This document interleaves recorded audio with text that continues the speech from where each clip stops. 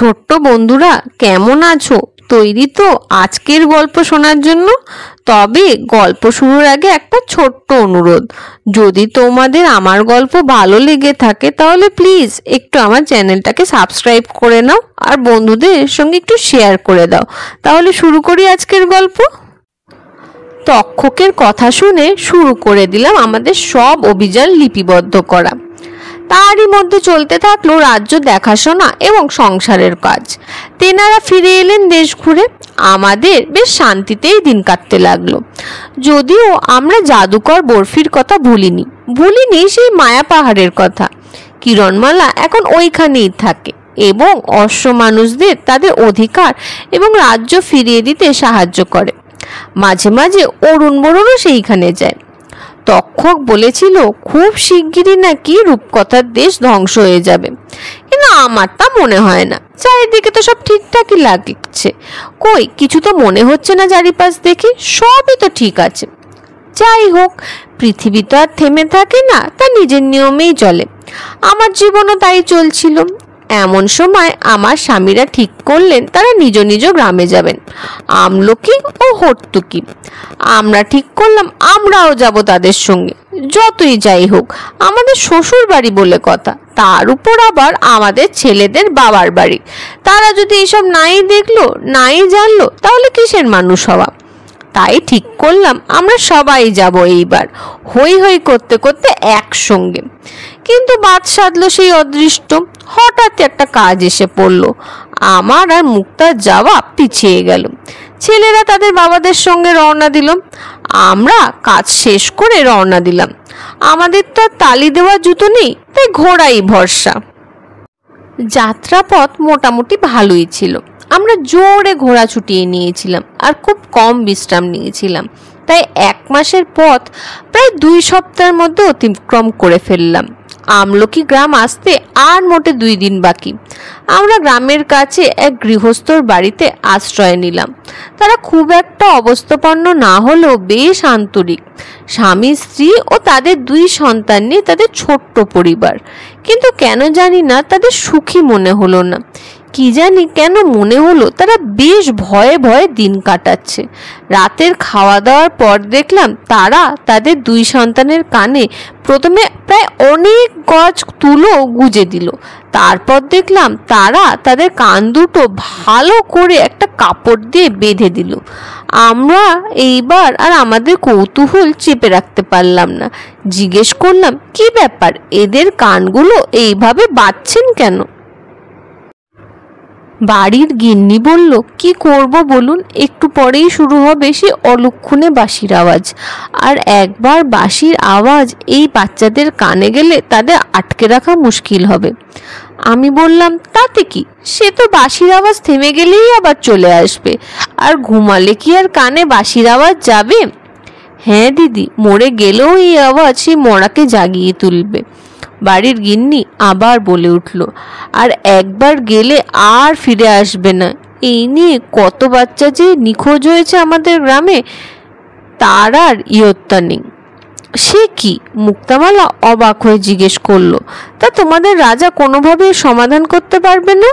কি করে করবে দিদি? বাড়ির গিন্নি আবার বলে উঠল, সে তো তার সুয়োরানির জন্য সে কবে 7 সমুদ্র 13 নদী পাড়ি দিয়েছেন, এখনো ফেরেনি। সুয়োরানির সাধের গয়না শাড়ি কিনে তবে তিনি ফিরবেন। ততদিনে না জানি কত শিশু এইভাবে নিখোঁজ হবে। বাড়ির গিন্নির কথা শেষ হলে বাড়ির কর্তা বলে ওঠে, নিন এইবার আপনারা শুয়ে পড়ুন, না হলে আবার কখন সেই অলক্ষণে বাঁশি বেজে ওঠে কে জানে। এরপর আর বেশি কথা না বাড়িয়ে আমরা শুয়ে পড়লাম, কিন্তু ঘুম কিছুতেই এলো না। হঠাৎ একটা কুকুর যেন কোথাও বিকট স্বরে ডেকে উঠল। তারপর একটা বিড়াল মিউ মিউ করে কাঁদতে শুরু করলো। কিছুক্ষণ পর কানে এলো একটা একঘেয়ে বাঁশির সুর। খুব জোরালো নয়, আবার খুব মিঠেও নয়, কেমন যেন মন কেমন করা। আমরা 2 বোন উঠে বসলাম। মুক্তা জানলার কাছে গিয়ে দাঁড়ালো। তারপর চেঁচিয়ে বলল, দিদি তাড়াতাড়ি একবার এদিকে আয়। আমি দৌড়ে গেলাম তার কাছে। গিয়ে দেখি 2 বাচ্চা মেয়ে ও একটি বাচ্চা ছেলে যেন সম্মোহিতের মতন রাস্তা দিয়ে হেঁটে যাচ্ছে। আমরা দেখলাম সেই গৃহস্থের বাড়ির সকলে ঘুমোচ্ছে, বা হয়তো ঘুমানোর ভান করে জেগে আছে, যাতে সেই বাঁশির আওয়াজ কানে না যায়। দেখলাম ভানের ধারণাটাই ঠিক। আমরা বাড়ির চৌকাঠ পার করতে যাব এমন সময় কে যেন পিছন থেকে ফিসফিস করে বলে উঠল, কই যান আপনারা? চমকে উঠে পিছনে ফিরে দেখি বাড়ির গিন্নি দাঁড়িয়ে। আমি বললাম, আপনি যান, শুয়ে পড়ুন, আর আপনার বাচ্চাদের খেয়াল রাখুন। আমরা কথা দিচ্ছি আমরা আপনাদের গ্রামকে বিপদ থেকে উদ্ধার করে তবেই যাব। এই বলে আমরা তাকে আর কোনো কিছু বলার সুযোগ না দিয়ে বেরিয়ে এলাম। একটু খুঁজতেই দেখতে পেলাম সেই বাচ্চা তিনজনকে। তাড়াতাড়ি তাদের পিছু নিলাম, কিন্তু সাবধানে, যাতে আমাদের কেউ দেখতে না পায়। কিছু দূর যাওয়ার পর দেখলাম এক জায়গায় বাঁশির শব্দ বেশ তীব্র হয়ে উঠেছে। দেখলাম সেইখানে এসে বাচ্চা তিনজন দাঁড়িয়ে পড়েছে। আমরা কিছু না বলে সেইখানে আর একটা গাছের পিছনে লুকিয়ে পড়লাম। এইবার দেখলাম সেই গাছের গুড়ি আস্তে আস্তে দুই ফাঁক হয়ে গেল, আর বাচ্চা তিনজন তার ভিতরে ঢুকে গেল। তারা ঢুকতেই গাছের গুড়ির দরজা বন্ধ হয়ে গেল, আর বাঁশিও থেমে গেল। আমরা অবাক হয়ে সব দেখছি, এমন সময় ছুপ! আমরা চমকে উঠে দুপা পিছিয়ে গেলাম। দেখি একটা বাদর আমাদের দিকে তাকিয়ে খিলখিল করে হাসছে। এই পোড়ামুখ বাদর, এইভাবে ভয় দেখাতে আছে নাকি? মুক্তামালা ঝাঁঝিয়ে ওঠে। বাদর খিলখিল করে হেসে উঠে বলে, ওহ, তোমাদের মুখগুলো দেখার মতো হয়েছিল। তা এই সময় এইখানে কি মনে করে? দেখে শিশু মনে হয় না, তাহলে ষষ্ঠী ঠাকুরের বাসার কাছে কি করো? আমি অবাক হয়ে জিজ্ঞেস করলাম, এ বুঝি ষষ্ঠী ঠাকুরনের আস্তানা?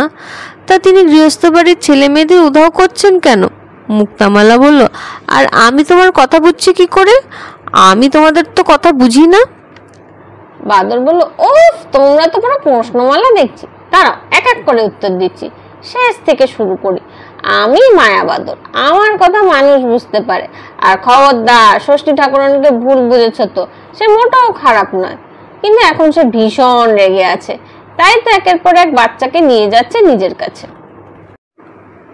আমি বললাম, কিন্তু তিনি রেগে আছেন কেন, আর এইভাবে বা আমাদের কষ্ট দিচ্ছেন কেন? বাদর বলল, বারে, সেইবার অজানা জ্বরে কত বাচ্চা মারা গেল।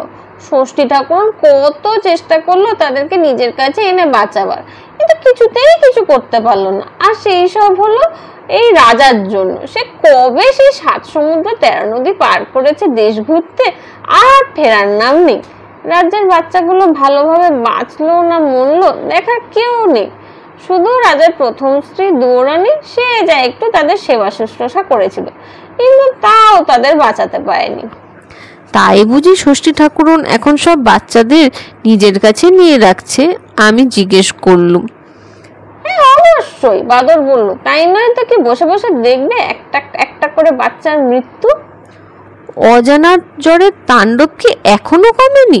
মুক্তামালা জিজ্ঞেস করলো। তা কমেছে, কিন্তু ফিরতে কতক্ষণ? আবার হলে আবার বাচ্চারা কষ্ট পাবে, তখন? বাদর বলল, আচ্ছা, একবার ষষ্ঠী ঠাকুরনের সঙ্গে দেখা করা যায়? খুব দরকার, একবারটি দেখা করিয়ে দাও। আমি মিনতির সুরে বললাম।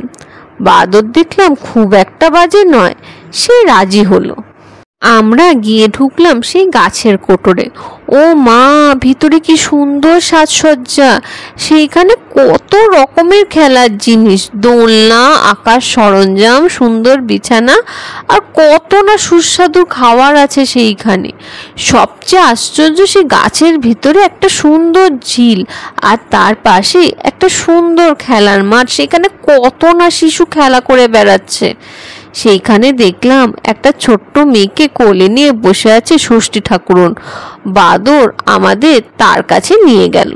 বাদরকে দেখে খুশি হলেও ষষ্ঠী ঠাকুরন আমাদের দেখে মোটেও খুশি হলেন না। বুড়ি সেই ঝাল বাদরের উপর মিটিয়ে বলল, কি রে মুখ পোড়া, তোকে না বলেছিলুম কাউরে আমার আস্তানার কথা বলবি না, তাহলে এদের এখানে আনলি কেন?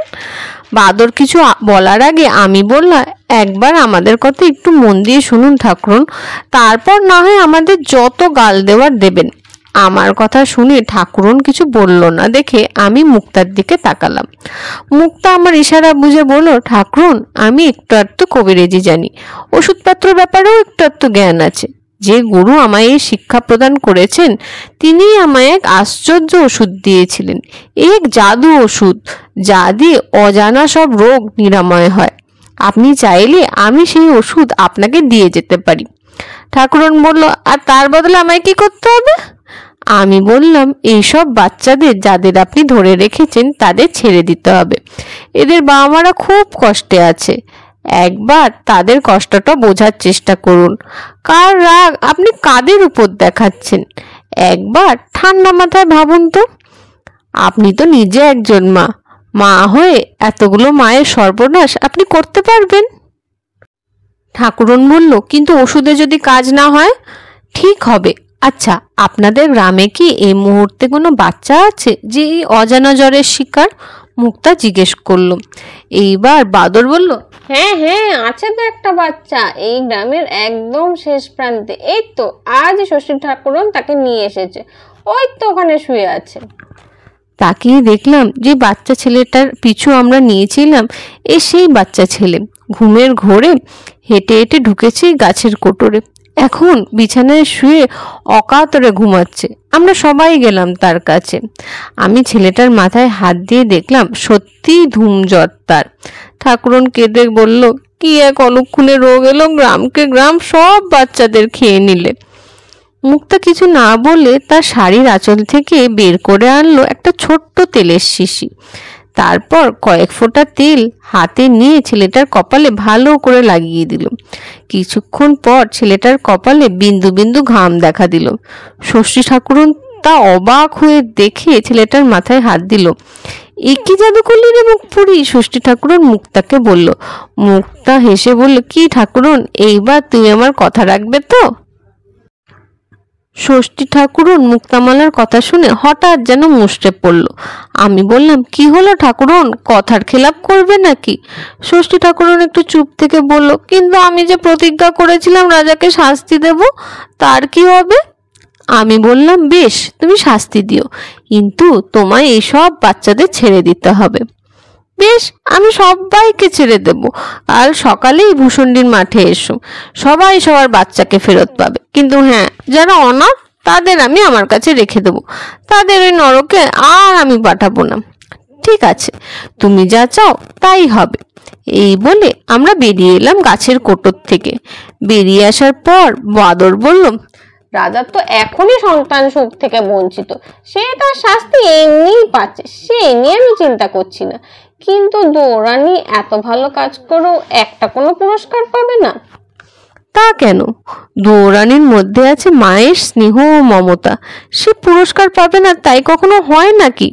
আমি বাদরকে বললাম, সময় আসতে তুমি দৌড়ানিকে ক্ষীরের ছেলে বানিয়ে দিও, তারপর তার বিয়ের দিন ষষ্ঠী ঠাকুরনের মাঠে নিয়ে এসো।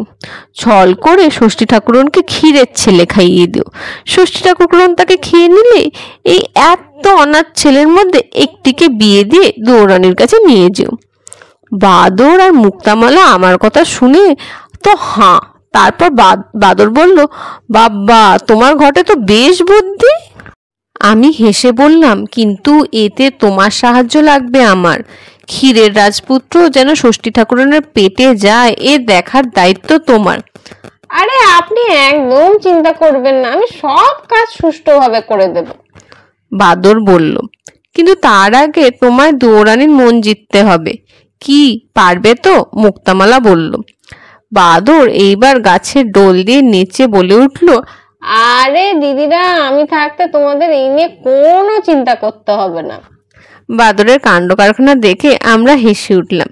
ষষ্ঠী ঠাকুরন কিন্তু নিজের কথা রেখেছিল, তিনি সব বাচ্চাদের ফিরিয়ে দিয়েছিলেন। আর তারপর আমরাও চলে গিয়েছিলাম আমলকি গ্রামে, আমার শ্বশুরবাড়ি। সেইখানে কয়েকটা দিন হই হই করে কাটিয়ে চলে গিয়েছিলাম হর্তুকি গ্রামে। সেইখানেও ছানাপোনাদের নিয়ে আমাদের বেশ ভালোভাবে দিন কাটে। পরে শুনেছিলাম দৌড়ানির দেশের মহারাজ নাকি কোনো উপহার দিয়ে তার সৌরানীকে খুশি করতে পারেননি। কিন্তু মায়াবাদর ঠিক তার স্থান করে নিয়েছিল দৌরানীর ঘরে। আর করবে নাই বা কেন? দৌরানী তো মহারাজের কাছ থেকে বাদরই উপহার চেয়েছিল, আর মায়াবাদরের থেকে ভালো বাদর আছে নাকি? অনেক বছর পর বাদর আমাদের খবর দিয়েছিল আমার কথা মতন কাজ করার ফলে আজ দৌরানীর ঘর আলো করে আছে রক্ত মাংসে নাদুস নুদুস রাজপুত্র ও তার রাঙা ফুটফুটে বউ। ছোট্ট বন্ধুরা, কেমন লাগলো আজকের গল্প? তোমরা যারা ক্ষীরের পুতুল গল্পটা পড়েছো তারা নিশ্চয়ই অনেক মিল খুঁজে পেয়েছো এই গল্পেতে। আর তোমরা যারা এই গল্প পড়োনি তারা শিগগিরই পড়ে নাও অবনীন্দ্রনাথ ঠাকুরের ক্ষীরের পুতুল। কথা দিচ্ছি তোমাদের এই গল্প খুব খুব খুব ভালো লাগবে। কি পড়বে তো তোমরা? আজ তবে আসি, আবার দেখা হবে পরের মঙ্গলবার নতুন একটা গল্প নিয়ে।